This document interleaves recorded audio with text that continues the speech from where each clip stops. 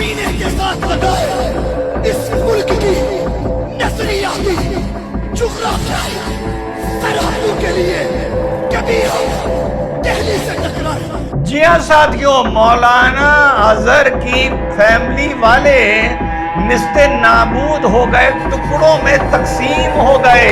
अभी कल ही देश और दुनिया ने देखा है, फिर एक पाकिस्तानी आतंकी ने रो रो कर अपना हाल बताया। खूबसूरत तोहफा और कोई नहीं हो सकता कि नन अदर देन द आतंकी फ्रॉम बॉर्डर पार रो रो के ऑपरेशन सिंदूर का हाल बता रहा है।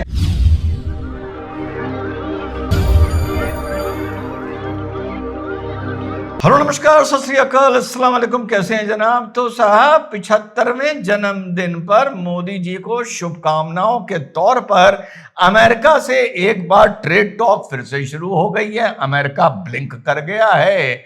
और दूसरा, डोनाल्ड ट्रंप ने भी अपने दोस्त मोदी जी को फोन करके बोला है हैप्पी बर्थडे बाबू।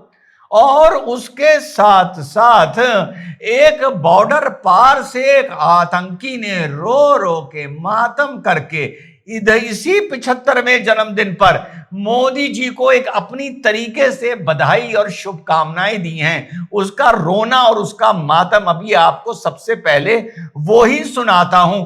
वैसे इसका मातम सुनकर इसी देश में रहने वाले कुछ लोगों के दिल में मातम शुरू हो जाएगा।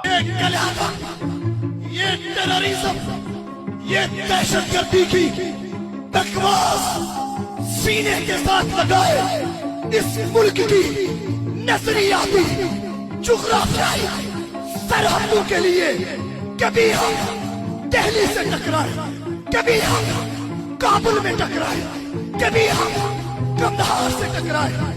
सब कुछ कुर्बान करने के बाद 7 मई को भावलपुर के अंदर मौलाना मसूद अजहर की फैमिली के लोग, बहने और बेटे और बच्चे रेजा रेजा हो गए, टुकड़ों में तकसीम हो गए। जी हाँ साथियों, मौलाना अजहर की फैमिली वाले निस्ते नाबूद हो गए, टुकड़ों में तकसीम हो गए, बढ़ गए, फट गए। इससे बड़ा तोहफा 75वें जन्मदिन पर प्रधानमंत्री नरेंद्र मोदी जी को नहीं मिल सकता था। इससे कुछ लोगों का बॉर्डर के इस पार भी दिल जलेगा और उन लोगों को जवाब मिल जाएगा जो ये कहते थे कि जयशंकर जी ने बोला था कि हमले से पहले ही पाकिस्तान को सूचना दे दी थी। तो बाद में स्पष्टीकरण आया था, लगभग जब हमला खत्म होने वाला था तो औपचारिकता हेतु सूचना दे दी थी।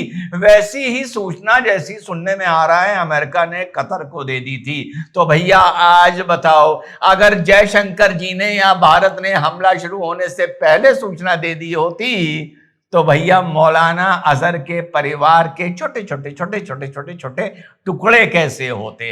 इसी आतंकी के मातम का जिक्र किया प्रधानमंत्री नरेंद्र मोदी जी ने मध्य प्रदेश में। आइए वो भी सुन लेते हैं। मां भारती की सुरक्षा को सर्वोच्च प्राथमिकता देता है।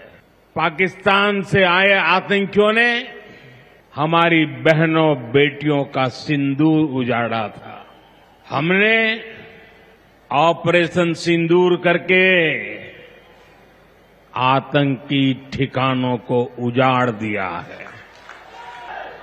हमारे वीर जवानों ने पलक झपकते ही पाकिस्तान को घुटनों पर ला दिया। अभी कल ही देश और दुनिया ने देखा है, फिर एक पाकिस्तानी आतंकी ने रो रो कर अपना हाल बताया है। साथियों, ये नया भारत है। ये किसी की परमाणु धमकियों से डरता नहीं है। ये नया भारत है, घर में घुसकर मारता है। जी हाँ साथियों, अब इससे तीसरा किस्सा जोड़ते हैं कि समझ में अब आ रहा होगा कि हाथ मिलाने से क्यों मना कर दिया। खिलाड़ियों से हाथ मिलाने से कभी मना नहीं करना चाहिए। खेल की अपनी भावना होनी चाहिए, लेकिन कम से कम मैं जो मैदान में खड़े हैं हरा पहने हुए, उनको जो मंच पर भाषण दे रहा है आतंकी कि हमारे मौलाना अजहर के परिवार वालों के टुकड़े टुकड़े कर दिए, उनमें कम से कम मैं कोई फर्क नहीं समझता।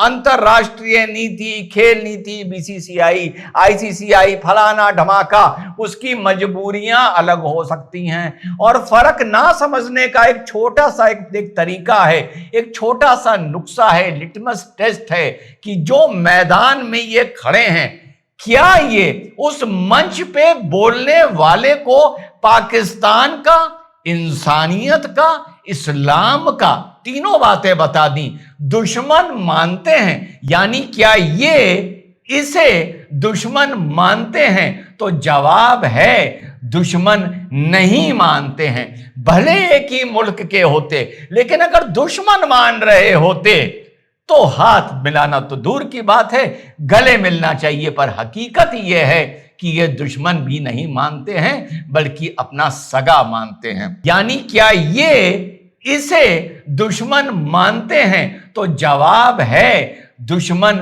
नहीं मानते हैं। भले एक ही मुल्क के होते, लेकिन अगर दुश्मन मान रहे होते तो हाथ मिलाना तो दूर की बात है, गले मिलना चाहिए। पर हकीकत यह है कि ये दुश्मन भी नहीं मानते हैं, बल्कि अपना सगा मानते हैं। तो भारत को और नरेंद्र मोदी जी को 75वें जन्मदिन पर इससे खूबसूरत तोहफा और कोई नहीं हो सकता कि नन अदर देन द आतंकी फ्रॉम बॉर्डर पार रो रो के ऑपरेशन सिंदूर का हाल बता रहा है और ऑपरेशन सिंदूर पर मोहर लगा रहा है। और साथियों, ऐसे ही हरामजादों से मेरे पास साधन थोड़े लिमिटेड हैं, समय भी शायद कम है, लेकिन ऐसे ही हरामजादों से लोहा लेने के लिए एक फौज भारत माता के सपूतों की आपका भाई खड़ा कर रहा है, जहां पर ठोक ठोक कर राष्ट्रवाद और अनुशासन, वतन परस्ती साथियों सिखाई जा रही है। हर तरीके से मेरे साथियों उन्हें तैयार किया जा रहा है कि भविष्य में कभी आकर ये ऐसे ही भारत के दुश्मनों से लोहा लें। साधन कम है जैसा बताया, मेरा बस चले तो भारत के हर गांव में एक मिशन भारत बना दूं। योद्धा सिर्फ बॉर्डर पर नहीं, योद्धा भारत के हर घर में, हर गांव में, हर गली में, हर झोपड़ी में होना चाहिए। 25 साल बाद आके जाके देखिएगा कि भारत कितना बदला हुआ नजर आएगा। Thank you for supporting mission Bharat. Love you all. जय हिंद, वंदे मातरम।